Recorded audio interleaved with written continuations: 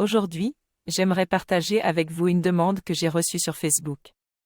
Cette personne se retrouve régulièrement confrontée à des demandes auxquelles elle dit « oui » sans vraiment le vouloir, ce qui la met constamment dans des situations inconfortables et l'amène à se remettre en question sur la façon dont elle réagit. Avant de découvrir la communication non violente, j'étais également incapable de dire « non » et je me sentais souvent coincée dans de telles situations. Le processus de la communication non violente m'a permis de comprendre qu'il y a un moyen de dire « oui » à votre propre besoin tout en disant « non » à la demande de l'autre. Cela ne rompt pas le lien, mais plutôt établit une connexion plus profonde avec l'autre en écoutant ses besoins et en communiquant les vôtres. Si vous êtes confronté à une situation similaire, essayez de prendre le temps de comprendre les besoins sous-jacents de chaque personne impliquée et de communiquer avec vous-même et avec l'autre de manière claire, respectueuse et authentique.